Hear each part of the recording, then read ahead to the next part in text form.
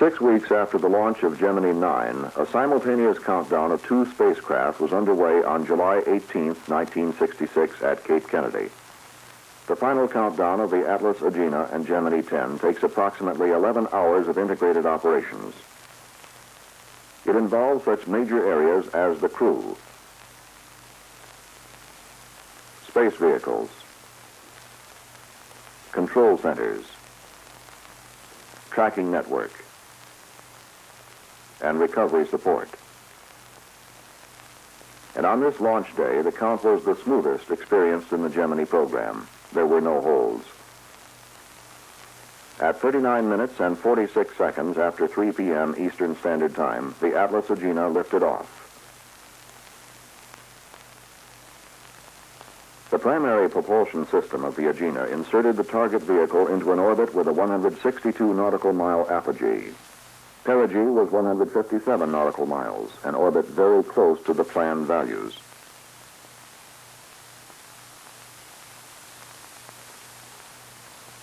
Astronaut John Young, command pilot of Gemini 10, and pilot Michael Collins now had an orbiting target for their primary objective of rendezvous and docking.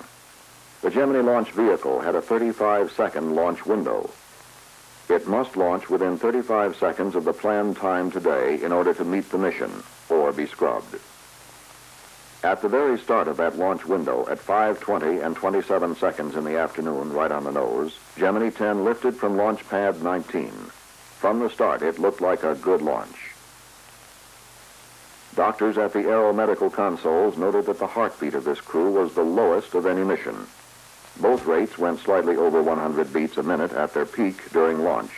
They fell to a low in the 80s, scarcely more than the beat of a man at his desk doing routine work, certainly lower than that of many watching the launch.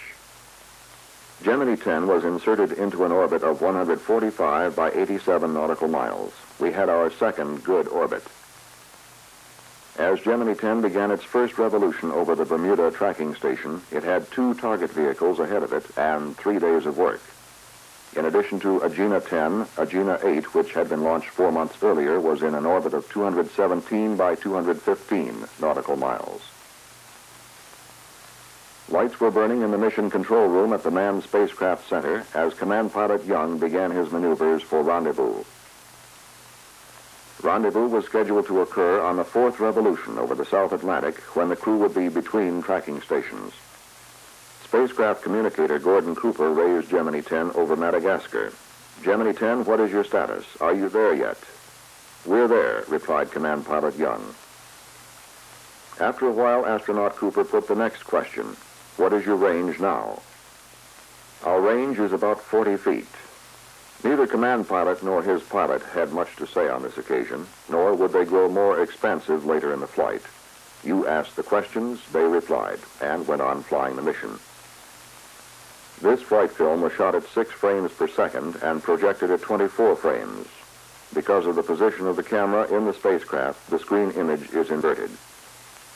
The crew received a go for docking from the Coastal Sentry Quebec, a tracking ship stationed between the Philippines and Japan. With small thrust increases, Command Pilot Young nudges the nose of Gemini forward. He's docked. Docking occurred in the Western Pacific. It was reported to Hawaii at 5 hours and 59 minutes ground elapsed time. The primary objective of the mission has been accomplished. At the end of the first day, a burn of 420 feet per second was made using the primary propulsion system, PPS, of the Agena. It raised the orbit of the docked vehicles to a new record, 414 by 160 nautical miles. The flight plan for the rest of the mission underwent revisions. Expenditure of orbital attitude and maneuvering system propellant had been higher than planned during rendezvous. It would require careful management for the rest of the flight. On the second mission day, the command pilot performed 2 more Agena PPS burns to lower his orbit slightly below that of Agena 8. This was followed by the first of 3 extravehicular activities. It was a stand-up EVA by Pilot Collins to obtain still photography of selected star groups for astronomical study. Unfortunately, no motion picture film of this or subsequent extravehicular activities was obtained. At 44 hours and 40 minutes, Command Pilot Young undocked from the Gemini 10. He had been docked for almost 39 hours, or for more than a day and a half. The crew had slept twice in this configuration. 2 revolutions later, the 30th, Gemini 10 reported that they were station keeping with the Gemini 8. This rendezvous was achieved with a passive target by optical means and backup ground computations. After rendezvous, Pilot Collins left his spacecraft for a second EVA. He retrieved a micrometeorite collection device from the Gemini 8. Flight Director Lunny ended the EVA after 36 minutes, 2/3 of the planned time. The objective was to save propellant scheduled for final orbital changes and retrofire preparations. A third EVA was performed to jettison equipment no longer needed. And then Dr. Berry, the flight surgeon, scheduled a 10-hour sleep period for the crew. As retrofire preparations came up on the final day, Command Pilot Young reflected briefly, "I hate to come back." A 3-way countdown to retrofire between crew, spacecraft communicator, and the retrofire officer began over Canton Island, 70 hours, 10 minutes. The rockets fire sequentially and impart a velocity change of some 320 feet per second to the orbit. This will bring the crew in. They were headed for the prime recovery area in the Atlantic, where the USS Guadalcanal waited. Gemini 10 re-entered the atmosphere, and the onboard camera gives a brief view of the long descent. As recovery forces watched, Gemini 10 was sighted. It was lowered slowly over the water by the large main parachute.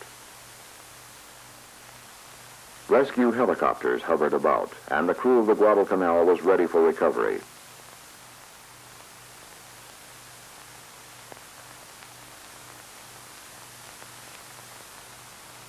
The ship band was already playing triumphantly as the spacecraft splashed down. Early data indicates that Gemini 10 landed less than 5 nautical miles from the planned impact point. Experienced rescue swimmers were in the water quickly, attaching the flotation collar to the spacecraft. The crew elected to be picked up by helicopter. Pilot Collins was the first to be hoisted up.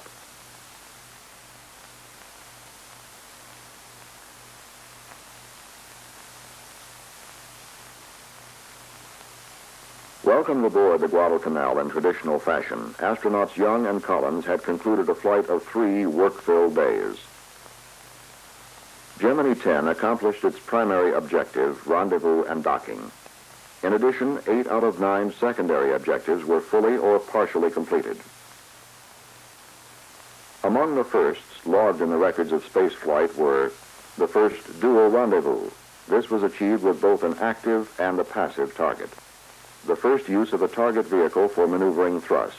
This is a primary technique of the manned lunar mission. The first retrieval of equipment from another orbiting object. And the first time 3 extravehicular activities had been performed. Gemini 10 also reached the highest altitude of any manned spacecraft, 414 nautical miles. In the words of its program manager, Charles Matthews, Gemini had fully matured and become operational.